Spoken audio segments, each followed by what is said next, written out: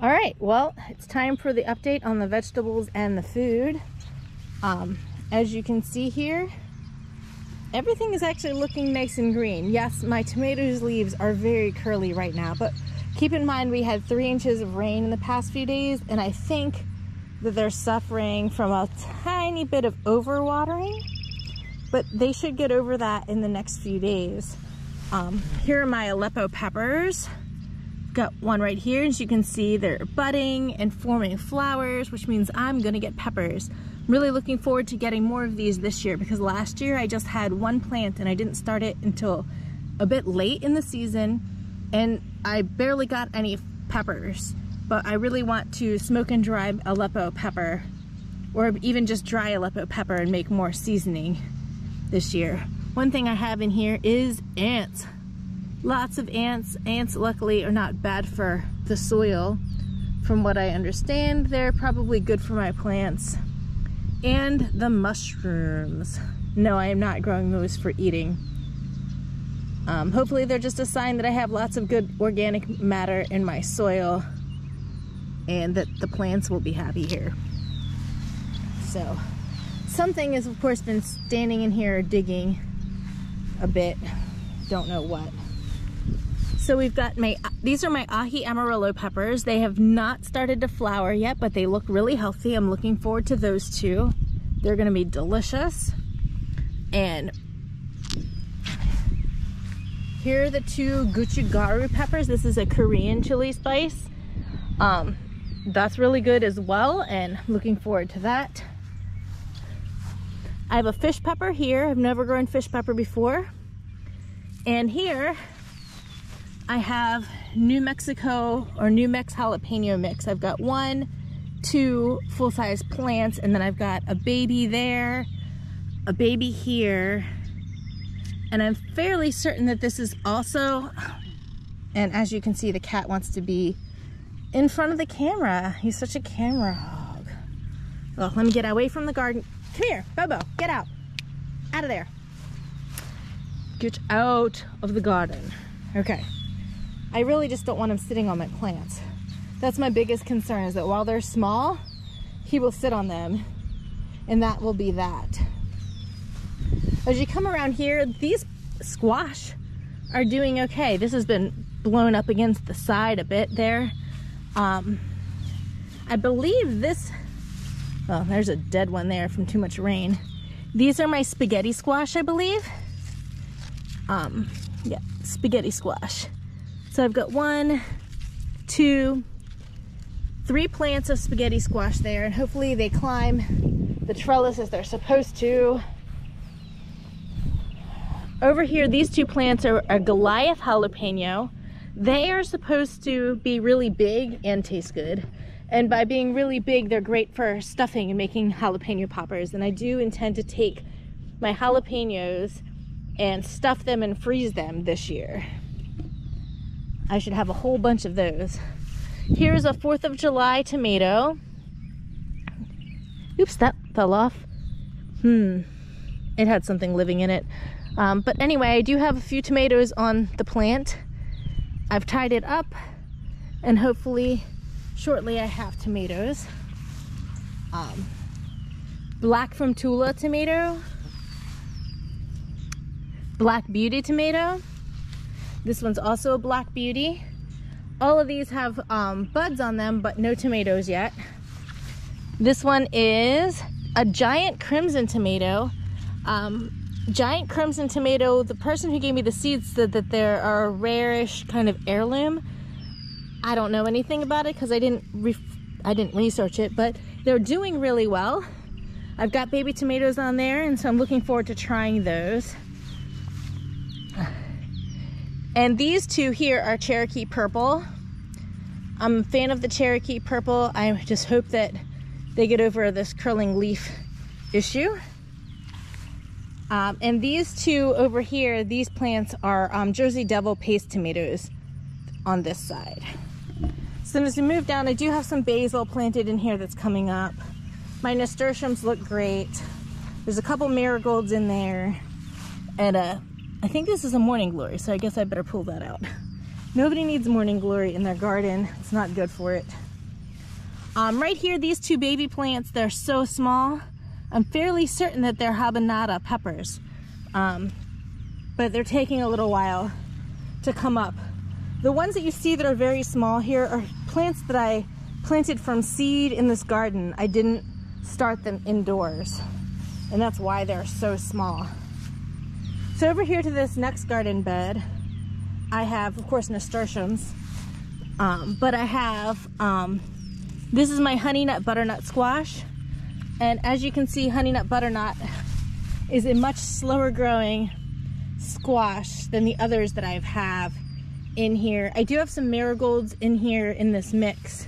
There's still some kale in here, and there's still some volunteer tomatoes that I have not pulled out yet. I really don't need the kale or the volunteer tomatoes there, but I'm letting them go.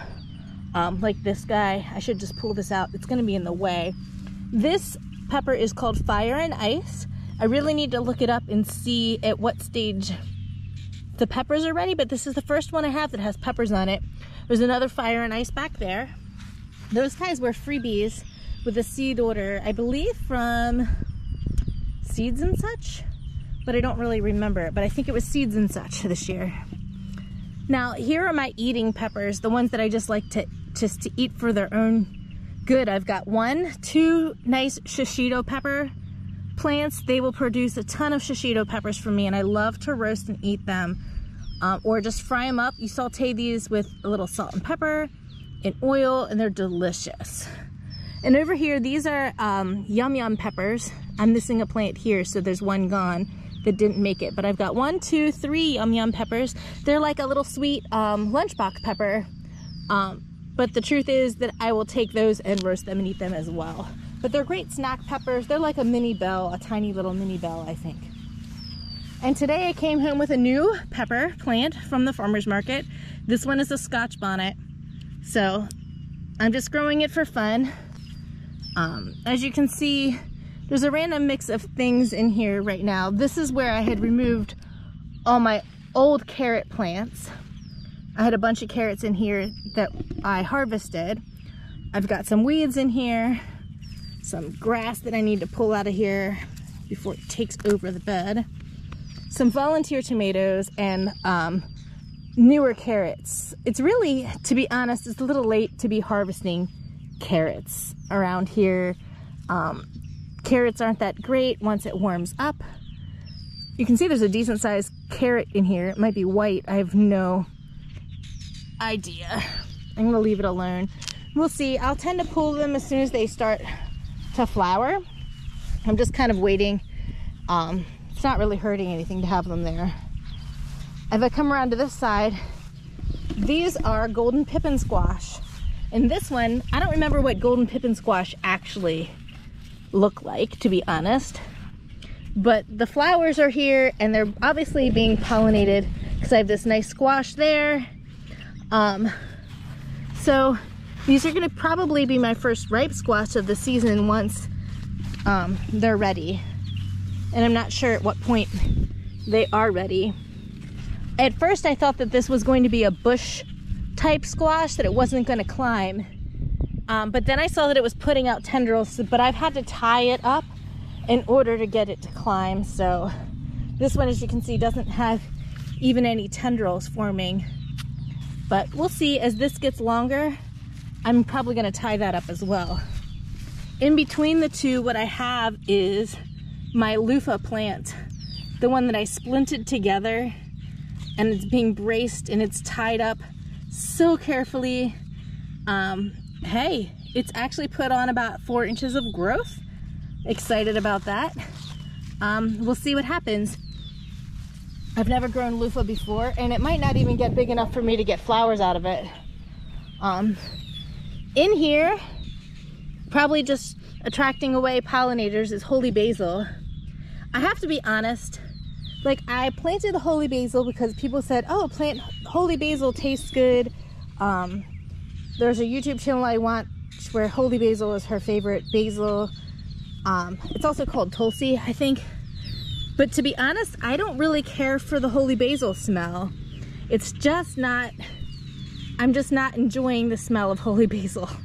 So the chances of me planting it again are slim to none, but it is flowering and it is going to help attract pollinators into this section of the garden. Here I have another 4th of July tomato plant. And of course, I want plenty of pollinators around my tomatoes because I want plenty of tomatoes. Here's another volunteer tomato. And then we get into my cherry tomatoes. I've got purple bumblebee, which this one doesn't have any tomatoes, but it does have blossoms. I've got chocolate sprinkles. There's 2 chocolate sprinkles, and as you can see, both of them have tomatoes on them, which is great. And this one here is called, oh, you know what? I have no idea. I think these are volunteers that I left here. I have no idea whether they're going to be big tomatoes or little tomatoes. We won't find out until they grow. So I had an empty space because this is where the carrots were, so I left those 2, and we'll see what happens. But moving on, here we have more tomatoes. This one in the front is a volunteer that I allowed to live.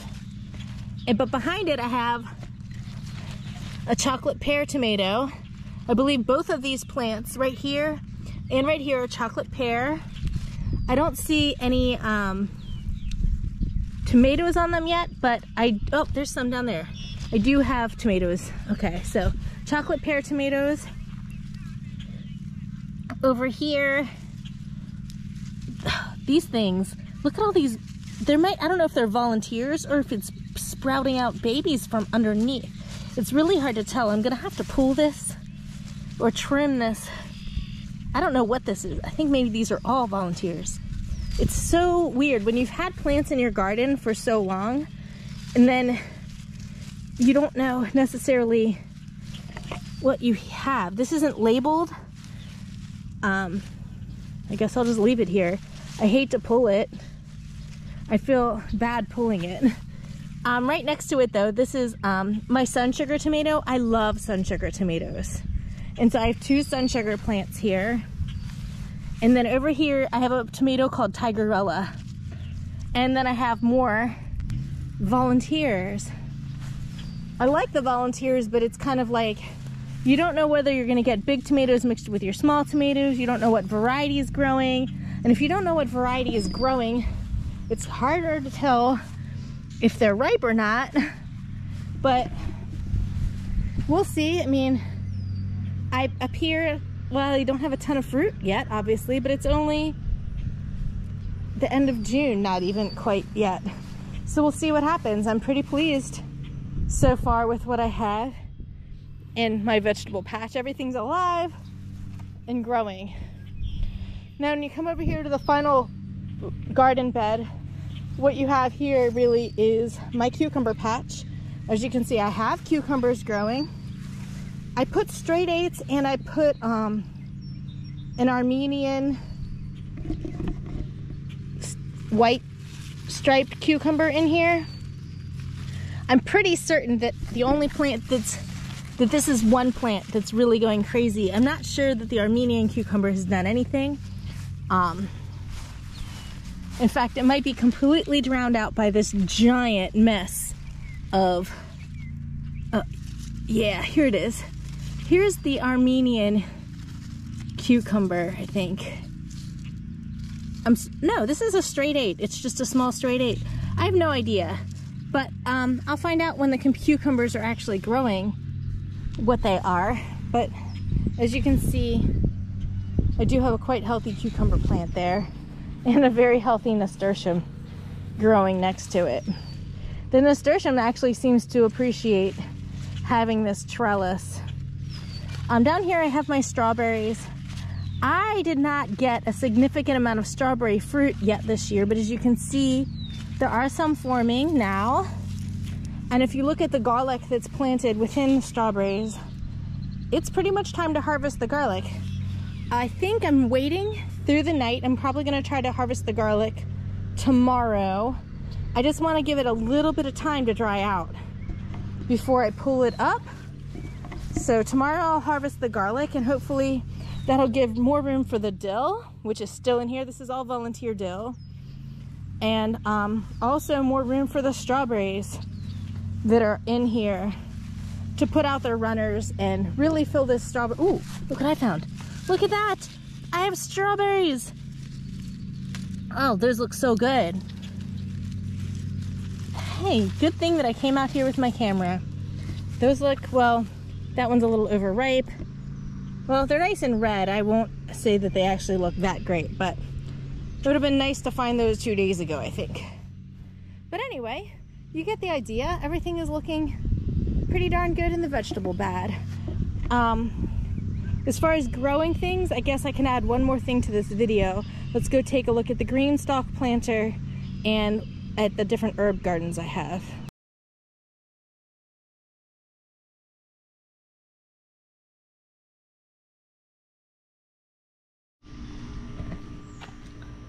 Good morning. So today I harvested my garlic. Here it is. I got quite a bit of garlic out of that one 4x6 bed.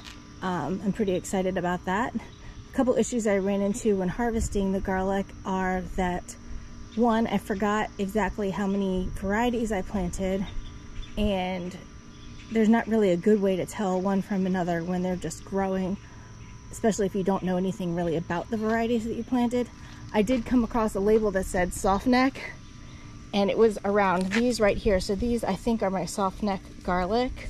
One way I'm determining that is that there's no evidence here of any garlic scape removal, which means either they didn't grow the garlic scapes as early as the others, or I just harvested them too young, or maybe soft neck doesn't really grow garlic scapes the same way.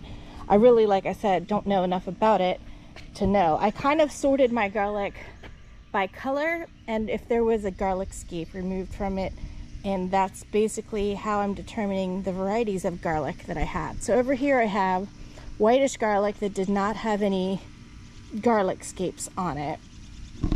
So I think this is my soft neck garlic. Here, this, I think, these are whitish garlics that do have garlic scapes removed. It's a hard neck variety, and actually I can definitely feel a difference. This is much stiffer in the stem here than, say, one of these. These are much more flexible, so maybe that's what makes it soft neck versus hard neck garlic. So there's that. So I've got soft neck garlic that's white. I've got hard neck garlic that's white. Here's more hard neck garlic that's white. You can definitely tell I removed garlic scapes from here.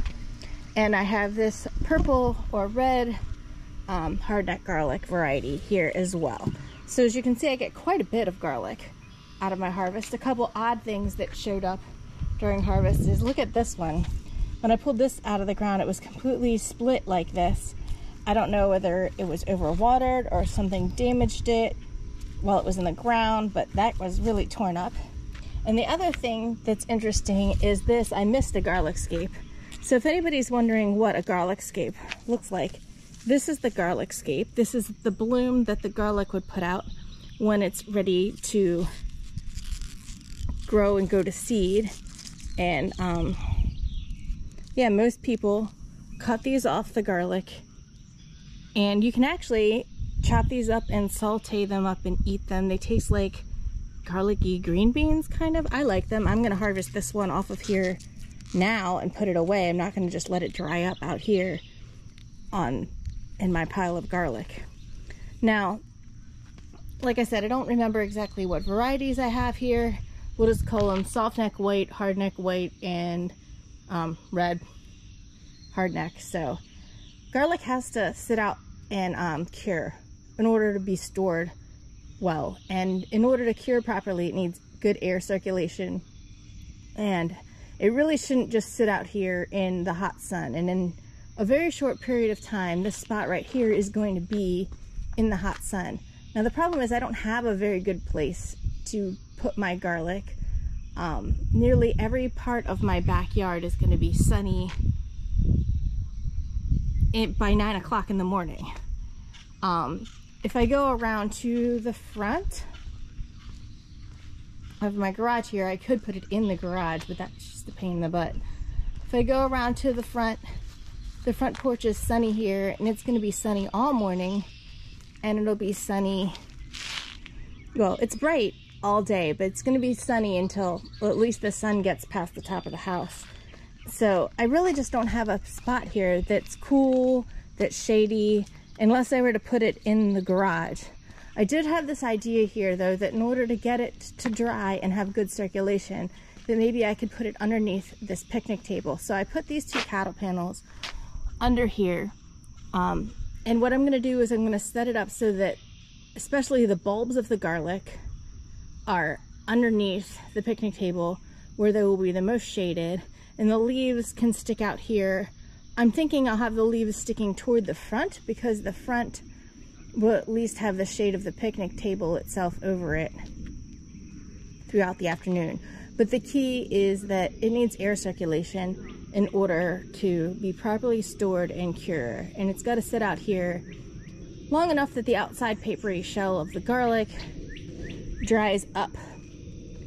And once that dries up, it will be fine for me to clean these off properly and cut the tops off and store them, or whatever I'm going to do with them. I think, yeah, I haven't decided yet. I still actually have garlic in my pantry from last year's harvest. I love garlic. I think I'm going to use it all, and I don't. So I'll definitely be saving some of this for seeds for next year, but I will also almost guaranteed be giving some away. Anyway, I'll show you what it looks like after I've figured out exactly how I'm going to pile it under the picnic table. Alright, well, here it is. I put all the purple garlic in on this side facing the other direction. It should be underneath almost the center of the table, so fairly well protected from the sun, at least the bulbs themselves. And on the other side, and you can see them, the root ends of them, I put all of the white garlic. The hard neck I put on this side. They got to go well under. On this side, I put in the soft neck, and I kind of put it above some of the purple so that it would protect if any sun comes in from this direction and is shining on that, to help protect it a little bit. So we'll see what happens. This is the best thing I could think of for curing my garlic. I don't know if it's the best thing I could have done, but it seemed like my best option. Anyway, we will see what happens, and that's the garlic harvest for the year. The next step is to go over to the garlic bed and make sure that there's no weeds in there and tuck in the strawberries. The other thing I can do over at the garlic bed is perhaps add a little bit more soil so that the new strawberry runners can grow in properly where they need to. Haven't decided yet. I'm probably not going to do it this morning, but we'll walk over there real quick and have a look at what the bed looks like now. Alright, well, here we are. This is the bed where I just harvested the strawberries. Not the strawberries. I harvested all of the garlic out of here, and what you see in here is the strawberries. It is my strawberry patch. Also, what you see in here is some volunteer dill. This dill has grown up on its own, but I don't see any reason to remove it. And of course, there's plenty of weeds in here. Now, one thing I want to make sure of is that I have plenty of soil in this bed so that all of these strawberry runners that are coming around have nice places to set down roots and grow. I want to leave the dill, but I want to make sure that all of the strawberries end up happy. I may come in here with some soil and just top off this bed just a bit while everything is still growing nicely. That gives the strawberry crowns, if any of them get covered up a little bit, time to re-emerge to the height that they want to be for the future. I don't know if I'll be planting garlic in this bed. Again, next year I might choose another location for my garlic, simply because it did shade out my strawberries, Yes, this was the first year that the strawberries were in this bed, but I was actually hoping to harvest strawberries, and I haven't really gotten any. I don't think that they got quite enough sun due to the large amount of garlic causing shade in here. But anyway, everything's looking pretty good now. Clean off the tops of my strawberry plants and hope for the best. There's tons of runners on these strawberries, so I'm expecting great things from my strawberries in the future. And these are ever-bearing strawberries, so I may yet harvest strawberries this season. Have a great day, and thanks for checking out my garlic harvest.